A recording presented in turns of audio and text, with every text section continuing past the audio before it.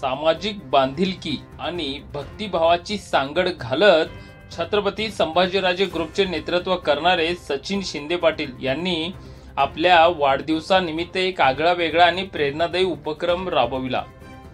मुरुम येथील छत्रपती संभाजीनगर येथे वारकरी संप्रदायाच्या परंपरेला चालना देण्यासाठी त्यांनी वारकरी मंडळींना मंगळवारी तारीख 7 रोजी टाळ, मृदंग आणि विविध धार्मिक वाद्यांची भेट देऊन भक्तिभावाचा अनोखा उत्सव साजरा केला।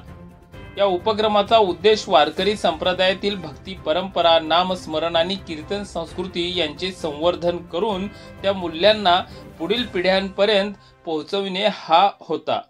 संत श्रेष्ठ नामदेव महाराज म्हणतात, नाचू कीर्तनाचे रंगीत ज्ञानदीप लावू जगी। याबाबत बोलताना सचिन शिंदे पाटील म्हणाले, भगवंतांचे नामस्मरण आणि कीर्तन हे भक्तीचे खरे साधन आहे। त्यातून समाजात श्रद्धा, सामंजस्य आणि सकारात्मकता पसरते। या परंपरा कायम राहाव्यात म्हणून आम्ही हा छोटासा प्रयत्न केला आहे।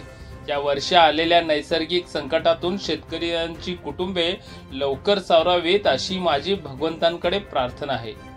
या कार्यक्रमात हरिनाम कीर्तनातील महिला वारकरी भगिनींचा उत्स्फूर्त सहभाग दिसून आला।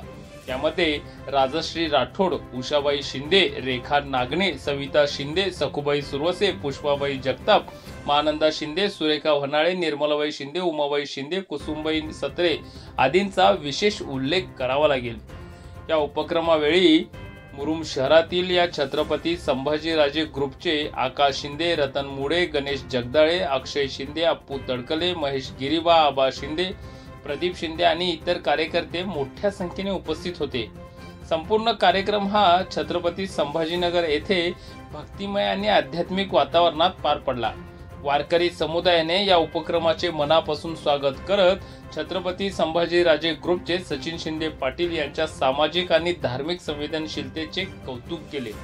मुरुम शहर व परिसरातील सर्वच प्रकारच्या बातम्या पाहण्यासाठी आम्ही मुरुमकर यूट्यूब न्यूज पोर्टल व फेसबुक पेजला सबस्क्राईब व फॉलो करून लाईक, शेअर, कमेंट करायला विसरू नका। धन्यवाद।